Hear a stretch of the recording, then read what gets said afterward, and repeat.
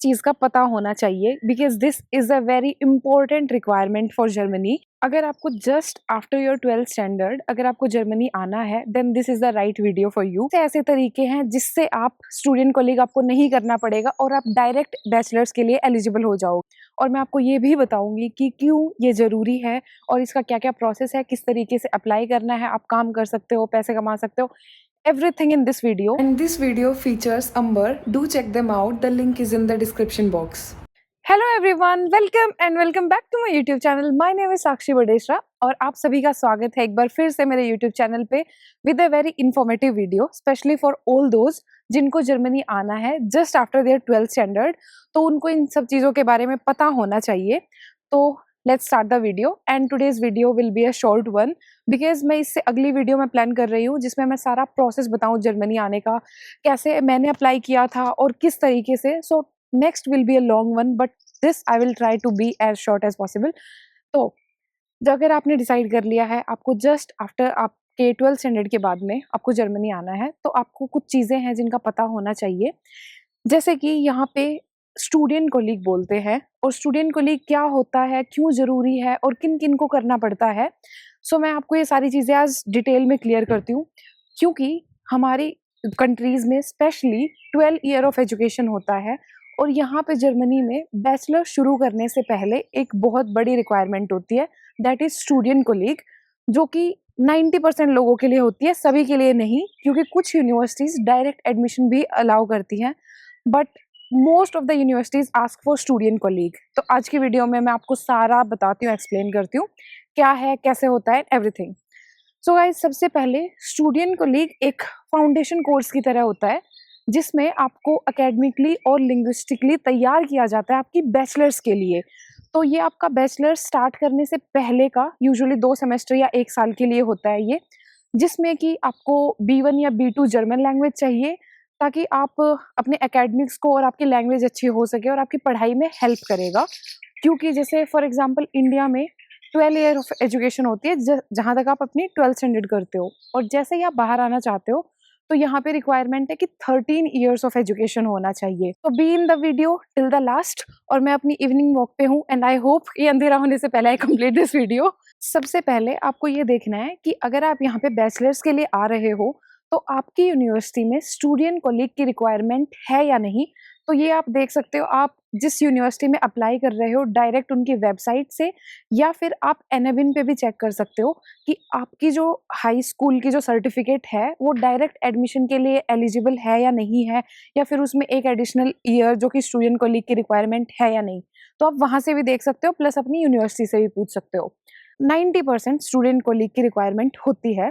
तो अब हम बात करते हैं कि आपको अगर स्टूडेंट कोलीग के लिए अप्लाई करना है, आपको सारे डॉक्यूमेंट्स टाइम से पहले रेडी कर लेने हैं, at least 6 to 8 months in advance. और मैं आपको डॉक्यूमेंट्स भी बताऊंगी क्या क्या चाहिए होते हैं। उसके बाद में जब आपने देख लिया, मैं आपको वेबसाइट भी दिखाऊंगी कि किस तरीके से आप यूनियसिस पे देख सकते हो और किस तरीके से अप्लाई करना होता है with a short view. So guys, सबसे पहले हम आते हैं यूनी असिस्ट की वेबसाइट पे, और जैसे ही आप वेबसाइट पे आते हो आपको वहाँ पे अपना सेमेस्टर इनटेक सेलेक्ट करना है। उसके बाद में यूनिवर्सिटी कि आप कौन सी यूनिवर्सिटी में जा रहे हो। फॉर एग्जांपल हमने यहाँ पे टेक्निकल यूनिवर्सिटी बर्लिन ली है और type of degree obviously bachelors. और जैसे ही आप सर्च करोगे आपके सामने जो प्रेजेंट में अवेलेबल ऑप्शंस हैं वो आ जाएंगे।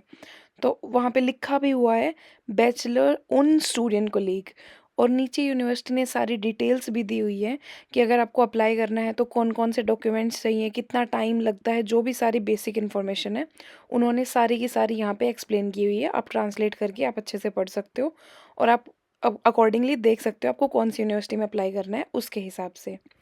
अब हम आते हैं एनएबिन डेटाबेस पे, जहाँ से आप अपने स्कूल की जो सर्टिफिकेट है या कॉलेज की डिग्री है उसका जो चेक करना होता है कि वो जर्मनी में डायरेक्ट एडमिशन के लिए एलिजिबल है या नहीं।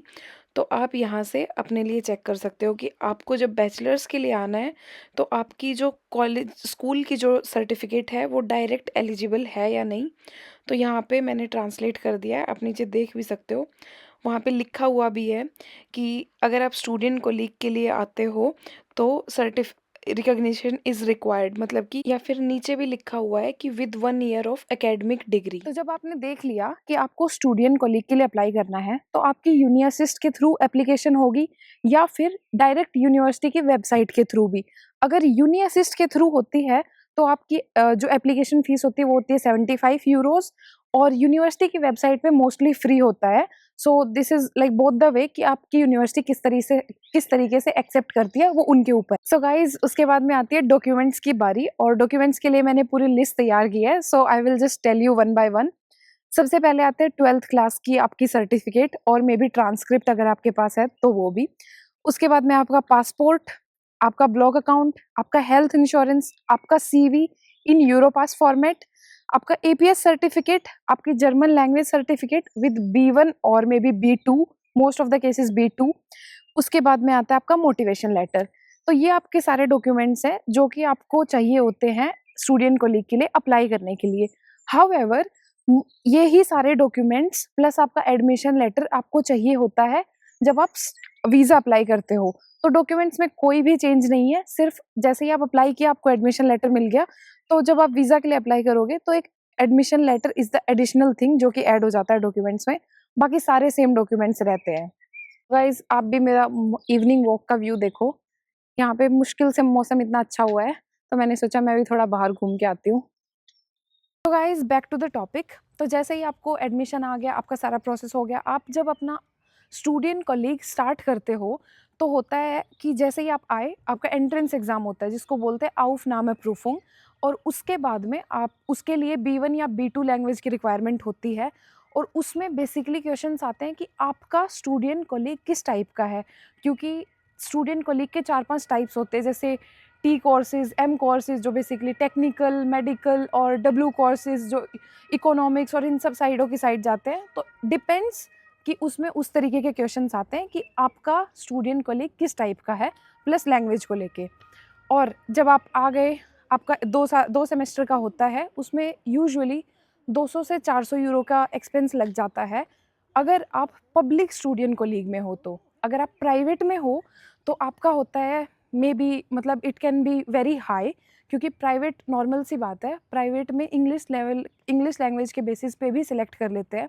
सो दैट्स अ रीज़न कि प्राइवेट स्टूडेंट कोलीग एक्सपेंसिव होता है, और जो पब्लिक होता है उसमें थोड़ा कंपटीशन होता है एडमिशन लेना, क्योंकि उसमें एक्सपेंस नहीं होता, तो नॉर्मल सी बात है, सभी लोग चाहेंगे कि सस्ते में काम हो जाए। So that's a reason and that's a difference between private and public. और अब आपका 2 सेमेस्टर आपने पढ़ा, उसके बाद में होता है आपका एफएसपी, फेस्टसेलुंगप्रूफुंग, जो बेसिकली आपका लास्ट एग्ज़ाम होता है, और अगर जैसे ही आपका वो पास हो जाता है, आप अपने बैचलर्स में एडमिशन ले सकते हो। जो भी जर्मनी में बड़ी सिटीज़ हैं, जैसे बर्लिन, म्यूनिख, फ्रैंकफर्ट, लाइप्ज़िग, डार्मस्टाड, तो इनके अंदर आपको स्टूडेंट कोलीग के लिए प्लेस मिल जाती है। यूजुअली जो इंग्लिश में होते हैं स्टूडेंट कोलीग, वो मोस्टली बर्लिन में मिलेंगे। I don't know about Frankfurt है या नहीं है, but I haven't search. But जिस जिस भी कोर्स में आपको जाना है, आप सर्च कर सकते हो, आपको वहाँ से थोड़ा इन्फॉर्मेशन और पता चल जाए। अब आती है सबसे इम्पॉर्टेंट बात कि आपको इसको अवॉइड कैसे करना है। कि अगर आप चाहते हो कि नहीं यार, मुझे B1 B2 तक नहीं पढ़ना है और मुझे इसको अवॉइड करना है, सो सबसे बेस्ट तरीका ये है कि आप इंडिया से 1 साल का बैचलर्स और करके आओ, ताकि आपका 13 ईयर ऑफ एजुकेशन हो जाएगा, और फिर आप डायरेक्टली यहाँ पे बैचलर्स के लिए एलिजिबल हो जाते हो। अदरवाइज़ सबसे अच्छा तरीका ये है, जो मुझे पर्सनली अच्छा लगता है, वो ये है कि आप स्टूडेंट कोलीग की जगह आउसबिल्डिंग कर लो। क्योंकि जब अगर आपने इतनी लैंग्वेज सीख ली ना, तो यहाँ पे आउसबिल्डिंग की ज़्यादा वैल्यू है रादर देन स्टूडेंट कोलीग। क्योंकि मैंने यहाँ पे आने के बाद में रियलाइज़ किया है कि बहुत सारे लोग हैं, फॉर एग्ज़ाम्पल कोई हॉस्पिटैलिटी में कर रहा है हाउस-बिल्डिंग, तो उसको वहीं पे जॉब मिल जाती है। कोई जैसे नर्सिंग हाउस-बिल्डिंग बहुत ज़्यादा फ़ेमस है, तो जैसे नर्सिंग जो जिस हॉस्पिटल में वो नर्सिंग कर रहे हैं, उनको वहीं पे फुल टाइम जॉब मिल जाती है, and which is like to be honest very, very famous in Germany.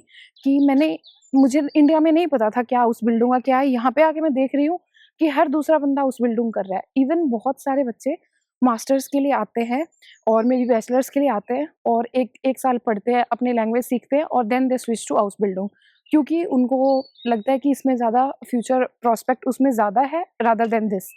तो ये मेरा सजेशन है, अगर आप लोगों को लगता है कि आपने इतनी लैंग्वेज सीख ली है, तो it's better to go for house building rather than student colleague.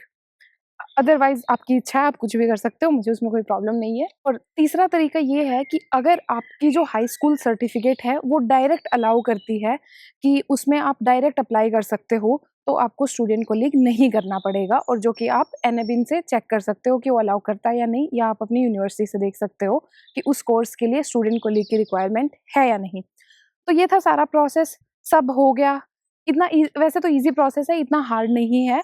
उसके अलावा लास्ट चीज़ ये आती है, आपको वीज़ा के लिए अप्लाई करना है विद ऑल योर डॉक्यूमेंट्स, जो कि आपने स्टूडेंट कोलीग में एडमिशन लेने के लिए किया था। प्लस आप अपना एडमिशन लेटर और ले लो और अपनी वीज़ा के लिए अप्लाई कर दो। तो गाइज़, अब आप किस चीज़ का वेट कर रहे हो? अपनी फ्लाइट बुक करो और आ जाओ Germany. So guys, this is a very easy process, मतलब इतना ज़्यादा हार्ड नहीं है। और बस मेरा यही सजेशन था कि अगर आपको यहाँ पे आके, क्योंकि ज़्यादा फ्यूचर जो है वो हाउस बिल्डिंग में है rather than student colleague. So guys, now what are you waiting for? अपना वीज़ा लो, अपनी फ़्लाइट बुक करो और आ जाओ जर्मनी, और अपना स्टूडेंट कोलीग स्टार्ट करो और पढ़ना शुरू करो। और प्लस आप यहाँ पे आते हो तो आपको और भी बहुत सारी चीज़ों के बारे में नॉलेज हो जाती है। आपको लगता है कि यार मैं यहाँ से ये चीज़ बस इतनी ही पढ़ता हूँ और उसके बाद मैं अपना कोर्स चेंज कर लूँ, ये कर लूँ। क्योंकि जब आप पढ़ना शुरू करते हो देन यू रियलाइज कि हाँ यार, इस चीज़ में इतनी स्कोप है या नहीं है। सो गाइज, आप देख सकते हो यहाँ पे एक आदमी ड्रिंक करके और रोड की साइड लेट गया था। तो यहाँ पे एम्बुलेंस को बुला लिया, उनको लगा कि वो बीमार है या कुछ है, तो एम्बुलेंस ने उसका चेकअप किया। वो कहता है मैं ठीक हूँ, फिर भी उन्होंने उसका चेकअप किया। और एम्बुलेंस चलाने वाली भी लड़कियाँ, आप देखो। हाँ, तो और डॉक्टर भी लड़कियाँ हैं। तो वो आए, उन्होंने देखा और उसके बाद में उसका चेकअप किया, उसको उठा के अभी उसको भेजा है and they will leave now. और गाइज़, अगर ना जर्मनी में हम ना फालतू में अगर एम्बुलेंस बुला लेते हैं और अगर कोई रियल रीज़न नहीं है ना, तो हमें वो फाइन भी कर सकते हैं। बट एक अच्छी चीज़ ये भी है कि टैक्सेस का फ़ायदा भी, आप हेल्थ इंश्योरेंस वगैरह दे रहे हो। तो आई डोंट नो, मैंने अभी तक बुलाया नहीं है, but some people told me कि आपको अगर ज़्यादा आप सीरियस बीमार हो तो आपको शायद कुछ भी नहीं पे करना पड़ता है, may be 10 euros, I don't know, मैंने कभी बुलाया नहीं है, but many people told. So guys, this is all for today's video and I hope कि आप लोगों की मदद हो पाए। हाउएवर, स्टूडेंट कोलीग के अलावा भी जिनके जो भी क्वेश्चंस हैं और जो भी प्रॉब्लम्स आ रही हैं, you guys can comment. And उसके बाद में जो भी आपको लगता है ना कि यार मुझे इस टॉपिक पे इन्फॉर्मेशन चाहिए या वो, तो आप उसको भी कमेंट कर दो, ताकि मैं उन टॉपिक्स को नोट करूँ कि किस चीज़ पे मुझे वीडियो और बनानी चाहिए। And in the next video I will make video on how to come to Germany, like हर एक चीज़ कि आपको कैसे अप्लाई करना है, कौन सी वेबसाइट से अप्लाई करना है, और कौन कौन से डॉक्यूमेंट्स चाहिए, आपको ब्लॉग अकाउंट किस टाइम पे क्रिएट करना है, एंड एवरीथिंग। एंड उसके बाद में one on nursing house building, क्योंकि मुझे उस पर बहुत सारे लोगों ने बोला कि नर्सिंग हाउस बिल्डिंग पे बनाओ। So guys, this is all for this video. और मेरी इवनिंग वॉक भी यहीं पे 2 मिनट बाद में ख़त्म होती है। So guys, thank you so much for watching and see you guys in the next video. Till the time, bye bye and take care.